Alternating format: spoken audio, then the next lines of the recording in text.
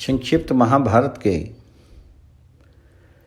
आश्वमेधिक पर्व में भगवान श्री कृष्ण का द्वारका में जाकर सबसे मिलना और वसुदेव जी के पूछने पर महाभारत युद्ध का वृत्तांत सुनाना,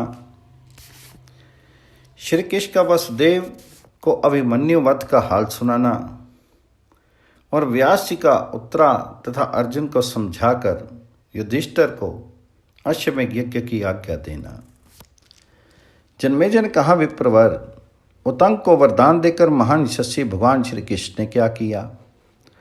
तो वैशंपायन जी ने कहा, राजन, उतंग को वरदान देकर अपने शीघ्रगामी घोड़ों के द्वारा वे सात्विकी के साथ फिर अपनी पुरी की ओर ही चल दिए और मार्ग में अनेकों सरोवर, नदियां, वन तथा पर्वत लांघकर परम रम्य द्वारका नगरी में पहुंच गए। उसे महारेवेतक पर्वत पर कोई बड़ा भारी उत्सव मनाया जा रहा था। सात्विकी को साथ लिए भगवान श्री कृष्ण भी उस महोत्सव में पधारे। उस समय रेवेतक पर्वत नाना प्रकार के अद्भुत रत्नों, उसकी निधियों, सुंदर स्वर्ण की मालाओं, भांति भांति के पुष्पों, वस्त्रों और कल्प वृक्षों से अलंकृत किया गया था। वृक्ष के आकार में सजाए हुए सोने के दीप उस स्थान की शोभा को और भी उद्दीप्त कर रहे थे। वहां की गुफाओं और झरनों के स्थानों में दिन का सा प्रकाश हो रहा था। वहां दीनों, अंधों और अनाथों को निरंतर दान दिया जाता था। इससे उस पर्वत का वह परम कल्याण में उत्सव बड़ी शोभा पा रहा था। उस पर्वत पर पुण्य अनुष्ठान के लिए अनेकों घर बने हुए थे, जिनमें पुण्य आत्मा पुरुष निवास करते थे। उस पुण्य ग्रहों के केवल कारण रेवेतक गिरिव की देवलोक के समान शोभा हो रही थी। भगवान श्री कृष्ण के आ जाने से तो वह इंद्र भवन को भी मात करने लगा। तदनंतर सबसे मिलकर और सबके द्वारा सम्मानित होकर भगवान श्री कृष्ण और सात्विकी अपने अपने भवन को गए। भगवान बहुत दिनों तक प्रदेश में रहने के बाद घर लौटे थे, इसलिए उनका चित्त बहुत प्रसन्न था। उस समय उनके पास भोज, वृष्टि और अंधकवंशी वीर मिलने के लिए गए। उन्हें सबका आदर सत्कार करके उनकी कुशल पूछी और प्रसन्नतापूर्वक अपने पिता माता के चरणों में प्रणाम किया। उन दोनों ने उन्हें अपनी छाती से लगा लिया और मीठे वचनों से सांत्वना दी। इसके बाद सभी वृष्णिवंशी उनको घेर कर बैठ के मातजसी श्री कृष्ण जब हाथ पैर धोकर विश्राम ले चुके तो पिता के पूछने पर उन्होंने महाभारत की सारी घटना उन्हें कह सुनाई। वसुदेव ने पूछा, मैं प्रतिदिन बातचीत के प्रसंग में लोगों के मुंह से सुनता रहा हूं कि महाभारत युद्ध बड़ा अद्भुत हुआ था, परंतु तुम तो उसे अपनी आंखों देख आए हो और उसके स्वरूप से ही भली भांति परिचित हो, इसलिए मुझसे उसका यथार्थ वर्णन करो। महात्मा पांडवों का भीष्म, कर्म, कृपाचार्य, द्रोणाचार्य और शल्य आदि के साथ किस प्रकार युद्ध हुआ था तथा दूसरे देशों के रहने वाले जो अस्त्र विद्या में निपुण क्षत्रिय वीर थे, उन्होंने किस तरह युद्ध किया था। पिता के इस प्रकार पूछने पर भगवान श्री कृष्ण अपनी माता के सामने ही कौरव वीरों की मृत्यु से संबंध रखने वाली कथा सुनाने लगे। श्री कृष्ण ने कहा, पिताजी, महाभारत युद्ध में काम आने वाले क्षत्रिय महात्माओं के कर्म बड़े अद्भुत थे। यदि विस्तार के साथ वर्णन किया जाए तो 100 वर्षों में भी उनकी समाप्ति नहीं हो सकती। इसलिए मैं थोड़े में मुख्य मुख्य बातें बता रहा हूं, उसे सुनिए। जैसे इंद्र देवताओं की सेना के अधिनायक हैं, उसी प्रकार भीष्म जी कौरव वीरों के सेनापति बताए गए थे। उनके अधीन 11 अक्षौणी सेना थी। पांडव पक्ष की 7 अक्षौणी सेना के अधिनायक शिखंडी थे। सव्यसाची अर्जुन उनकी रक्षा में रहा करते थे। कौरव और पांडवों में 10 दिनों तक बड़ा रोमांचकारी युद्ध हुआ। 10वें दिन शिखंडी ने अर्जुन की सहायता से भीष्म जी को अपने बहुत से बाणों का निशाना बनाया। उनसे घायल होकर भीष्म जी बाण शैया पर पड़ गए। जब तक दक्षिणायन रहा है, वे मुनि व्रत का पालन करते हुए शर शैया पर सोते रहे हैं। उत्तरायण आने पर ही उन्होंने मृत्यु स्वीकार की है। भीष्म जी के घायल हो जाने के बाद अस्त्रविताओं में श्रेष्ठ आचार्य द्रोण कौरव पक्ष के सेनापति बनाए गए। उस समय मरने से बची हुई 9 क्षौणी सेना उन्हें सब ओर से घेर कर खड़ी थी। वे स्वयं तो युद्ध का हौसला रखते ही थे, कृपाचार्य और कर्ण भी उनकी रक्षा के लिए सावधान रहते थे। इधर महान अस्त्रवेता धृष्टद्युम्न पांडव सेना के अधिनायक हुए और भीमसेन उनकी रक्षा करने लगे। पांडव सेना से घिरे हुए महामनस्वी वीर धृष्टद्युम्न ने द्रोण के द्वारा अपने पिता के अपमान का स्मरण करके उन्हें मार डालने के लिए युद्ध में बड़ा भारी पराक्रम दिखाया। धृष्टद्युम्न और द्रोण के उस भीषण संग्राम में नाना दिशाओं से आए हुए वीर राजा अधिक संख्या में मारे गए। उन दोनों का वह दारुण युद्ध 5 दिनों तक चलता रहा। अंत में द्रोणाचार्य बहुत थक गए और धृष्टद्युम्न के हाथ से उनकी मृत्यु हो गई। द्रोण के मारे जाने पर दुर्योधन की सेना का नेतृत्व कर्ण के हाथ में आया। वह मरने से बची हुई 5 अक्षौणी सेनाओं से घिरकर युद्ध के मैदान में खड़ा हुआ।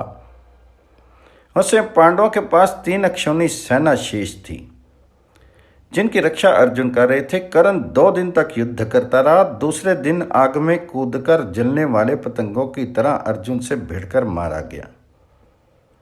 कर्ण की मृत्यु से कौरवों का उत्साह नष्ट हो गया। वे अपनी शक्ति खो बैठे और 3 अक्षौणी सेनाओं से घिरे हुए मद्रराज शल्य को सेनापति बनाकर मैदान में आए। पांडवों के भी बहुत से सैनिक और वाहन नष्ट हो गए थे। इनमें भी अब उत्साह नहीं रह गया था। तभी वे शेष बची हुई 1 अक्षौणी सेना से घिरे हुए युधिष्ठिर को आगे करके शल्य का सामना करने के लिए बढ़े। कुरुराज युधिष्ठिर ने दोपहर होते होते अत्यंत दुष्कर पराक्रम दिखाकर मद्रराज शल्य को मार गिराया। शल्य के मारे जाने पर अति पराक्रमी महामना सहदेव ने कलह की नींव डालने वाले शकुनी को यमलोक का अतिथि बनाया। उसकी मृत्यु हो जाने पर राजा दुर्योधन बहुत दुखी हो गया। उसके बहुत से सैनिक युद्ध में काम आ चुके थे, इसलिए वह अकेला ही हाथ में गदा लेकर रणभूमि में भाग निकला। इधर महाप्रतापी भीमसेन क्रोध में भरकर उसका पीछा कर रहे थे। उसने देपायन नामक ह्रद में पानी के भीतर छिपे हुए दुर्योधन का पता लगा लिया और मरने से बची हुई सेना के द्वारा उस पर चारों ओर से घेरा डाल दिया। फिर 5 पांडव बड़ी प्रसन्नता के साथ तालाब में बैठे हुए दुर्योधन के पास जा पहुंचे। उस समय भीमसेन ने उसे अपने बागबानों के द्वारा खूब पीड़ित किया। उसके कटु वचनों से व्यथित होकर वह पानी के बाहर निकल आया और हाथ में गदा लेकर युद्ध के लिए तैयार हो गया।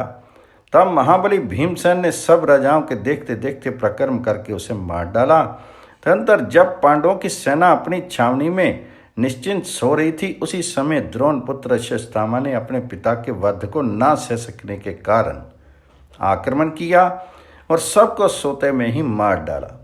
इस घमासान में पांडवों के पुत्र, सैनिक और मित्र सब काल के ग्रास बन गए। मेरे और सात्विकी के साथ केवल 5 पांडव बचे हुए हैं। कौरवों के पक्ष में कृपाचार्य, कृतवर्मा और अश्वत्थामा जीवित हैं। पांडवों का आश्रय लेने के कारण धृतराष्ट्र पुत्र युधिष्ठिर की भी जान बच गई है।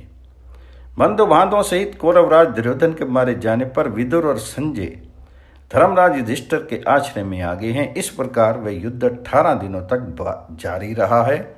उसमें जो राजा मारे गए हैं उन्हें स्वर्ग का निवास प्राप्त हुआ है। वैशंपायन जी कहते हैं, महाराज रोंगटे खड़े कर देने वाली उस कथा को सुनकर विष्णुवंशी लोग दुख शोक से व्याकुल हो गए। वैशंपायन जी कहते हैं, जन्मेजय पिता के सामने महाभारत युद्ध का वृत्तांत सुनाते समय महाबुद्धिमान श्री कृष्ण ने अभिमन्यु वध के प्रसंग को जानबूझकर छोड़ दिया। उन्होंने सोचा, पिताजी अपने नाती की मृत्यु का महान अमंगलजनक समाचार सुनकर कहीं दुख शोक में न डूब जाएं, इनका अनिष्ट ना हो जाए, इसी से यह प्रसंग नहीं सुनाया। किंतु सुभद्रा ने जब देखा कि मेरे पुत्र के निधन का समाचार इन्होंने नहीं बताया, तो उसने याद दिलाते कहा, भैया मेरे अभिमन्यु के वध की बात भी तो बता दो। इतना कहकर वह मूर्छित होकर जमीन पर गिर पड़ी।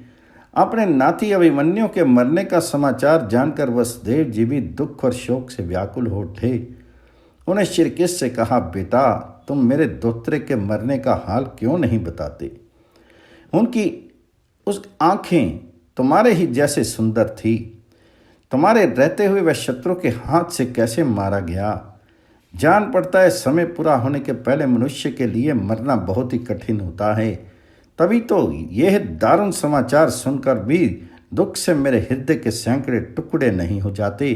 कहीं युद्ध से पीठ दिखाकर तो वह नहीं मारा गया? मरते समय उसका मुख भय से विकृत तो नहीं हो गया? कृष्ण, वह महान तेजस्वी बालक अपने बाल स्वभाव के अनुसार मेरे सामने विनीत भाव से अपनी वीरता की प्रशंसा किया करता था।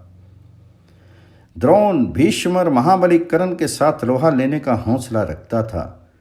कहीं ऐसा तो नहीं हुआ कि द्रोण, कर्ण और कृपाचार्य आदि ने मिलकर उस बालक की कपटपूर्ण मार डाला हो?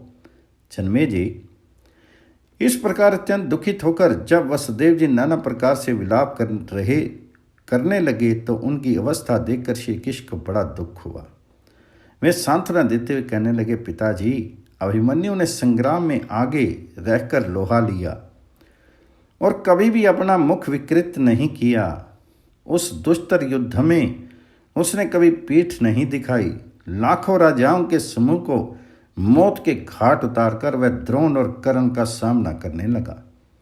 उन दोनों से लड़ते लड़ते जब वो बुद्ध थक गया तब दुशासन के पुत्र ने उसके ऊपर विजय पाई।